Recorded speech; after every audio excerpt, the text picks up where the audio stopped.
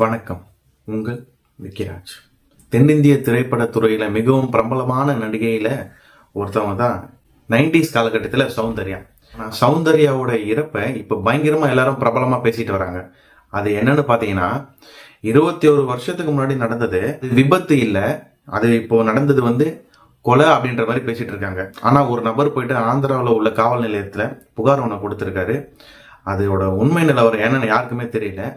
ஆனா ஆந்திரா, கர்நாடகா, தெலுங்கானா, தமிழ்நாடு, அப்புறம் நம்ம கேரளா, இந்த 5 ஸ்டேட்லயும் தென்னிந்தியா ஸ்டேட்ல எல்லாமே இது ரொம்ப புகஞ்சிட்டு வருது.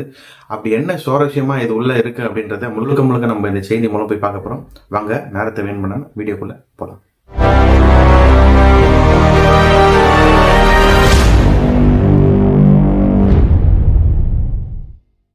1972ஆம் ஆண்டு ஜூலை மாசம் 18ஆம் தேதி பிறந்தவங்க தான் சௌந்தர்யா. இவங்களுடைய பூர்வீகம் எங்கன்னு பாத்தீங்கன்னா கர்நாடகா மாநிலம்.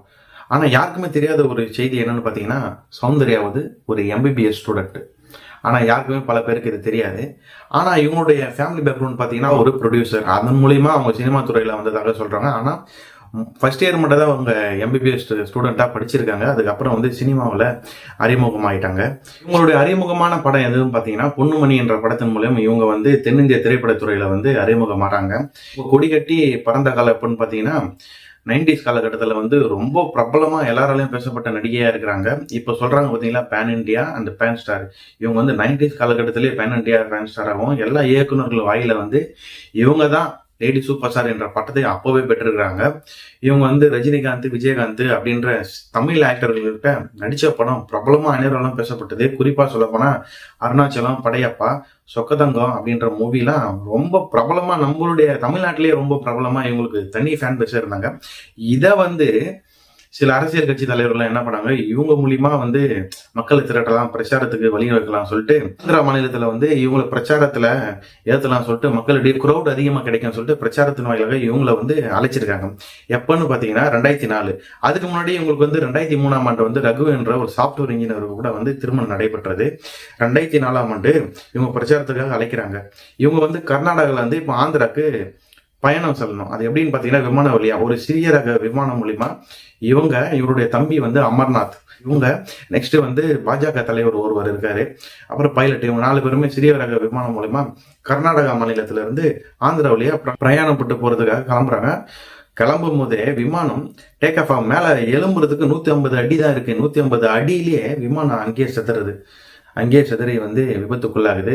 ஆனா அவங்களுடைய சரீரத்தையும் உடலும் ஒரு துளி கூட யாராலும் பார்க்கவே முடியல. ஆனா இவங்க இல்லைன்ற வரையும், இவங்க இல்லை அப்படின்றது தமிழக மக்களத்துல ரொம்ப ஃபேன் பேஸா இருக்கிறவங்க தான், ரொம்ப நேசிக்கிறவங்க கூட இவங்க இல்லை அது அப்படின்ற மாதிரி தான் நிறைய பேர் பேசிட்டு இருக்காங்க. அவங்களுடைய இறப்பை பயங்கரமா எல்லா சோசியல் மீடியாவும் அப்பவே 21 வருஷத்துக்கு முன்னாடியே பயங்கரமா பேசியிருந்தாங்க. அப்போ நம்ம கர்நாடகா சிஎம் கிருஷ்ணா இருக்காங்கல்ல, அவங்க இரங்கலை தெரிவிச்சிருக்காங்க. அப்புறம் முன்னாள் வாஜ்பாய் பிரதமர் அவரும் இரங்கலை தெரிவிச்சிருந்தாரு. அப்புறம் எக்கனாமிக் மினிஸ்டரா அருண் ஜேட்லியும் இரங்கலை தெரிவிச்சிருந்தாரு. அப்போ எல்லாராலையும் தமிழ்நாடுல இருந்து மட்டும் இல்லைங்க, தமிழ்நாடு, ஆந்திரா, கர்நாடகா, கேரளா, இந்த தென்னிந்திய ஸ்டேட் முழுவதும் இவங்களுடைய மீடியா ஃபுல்லாவே இவங்களை பத்தி தான் அன்னைக்கு அப்போ ஃபுல்லாவே போட்டுருந்தாங்க. ரொம்ப பிரபலமான நடிகையில ஒருத்தவங்களாம் அப்பவே இருந்தாங்க. ஏன் இப்போ எல்லாருமே அவங்கள பத்தி பேசுறாங்க 21 வருஷத்துக்கு அப்புறம் பாத்தீங்கன்னா, புகையிற மாதிரி ஒரு விஷயத்த ஒருத்தர் செஞ்சிருக்காரு. ஆந்திரா மாநிலத்துல கம்மம் என்ற ஒரு சின்ன காவல் நிலையத்துல ஒரு புகார் கொடுத்திருக்காரு. யாருன்னு பாத்தீங்கன்னா சிட்டுமல்லி என்ற ஒரு சமூக ஆர்வலர். அவர் என்ன கொடுத்திருக்காருன்னு பாத்தீங்கன்னா, நம்மளுடைய ப்ரொடியூசர், நெக்ஸ்ட் இயக்குனர், அப்புறம் MP, இவங்க 3 நபரும் சேர்ந்த ஒரே ஆள் யாருன்னு பாத்தீங்கன்னா ஆந்திராவோட, அதாவது குறிப்பா சொல்ல போனா தெலுங்குல உள்ள மோகன் பாபு. இவரை பத்தி தான் அவர் கம்ப்ளைண்ட் பண்ணியிருக்காரு. என்னன்னு பாத்தீங்கன்னா, இவர் தான் அவங்கள கொலை பண்ணிட்டாரு அப்படின்ற மாதிரி பேசிட்டு இருந்தாரு. அதுவும் இல்லாம கம்ப்ளைண்ட்ல கொலை பண்ணிட்டாருன்ற மாதிரி கம்ப்ளைண்ட்ல எழுதி எழுத்து மூலியமா கொடுத்திருக்காரு. அந்த குறிப்பா என்ன அதுல எழுதிருக்குன்னு பாத்தீங்கன்னா, நம்ம சௌந்தர்யோட தம்பி இருக்காங்களா அமர்நாத், அவர் 7 ஏக்கர் நிலம் வச்சிருந்ததாகவும் அதை மோகன் பாபு கேட்டதாகவும் சௌந்தர்யா கிட்ட சொல்லி அனுப்பியிருக்காராம். ஆனா அவன் தம்பி மறுத்திருக்காரு. அதனால இவர் இந்த சம்பவத்தை செஞ்சிருக்காரு அப்படின்ற மாதிரி அந்த எழுத்துப்பூர்வமா அந்த புகார்ல எழுதியிருக்காரு. இது இப்போ பயங்கரமா புகஞ்சிட்டு இருக்கு. அது என்னன்னு பாத்தீங்கன்னா, தெலுங்குல மக்கள் அனைவரும் இவர் இது பண்ணிருப்பாரா அப்படின்ற சில பேர் பேசுறாங்க. இவரே ஆல்ரெடி கோடீஸ்வரன், இவரே அதை பண்றாரு அப்படின்ற மாதிரி சில பேர் பேசிட்டு இருக்காங்க. தமிழ்நாடு மீடியாவும் இது விதிவிலக்கு இல்லைங்க. அதை பற்றி இவங்களும் பயங்கரமாக பேசிகிட்டு இருக்காங்க. ஆனால் இவர் எப்படி இதை ஹேண்டில் பண்ண போகிறாங்கன்னு பார்த்தா எல்லாருக்குமே தெரியும்.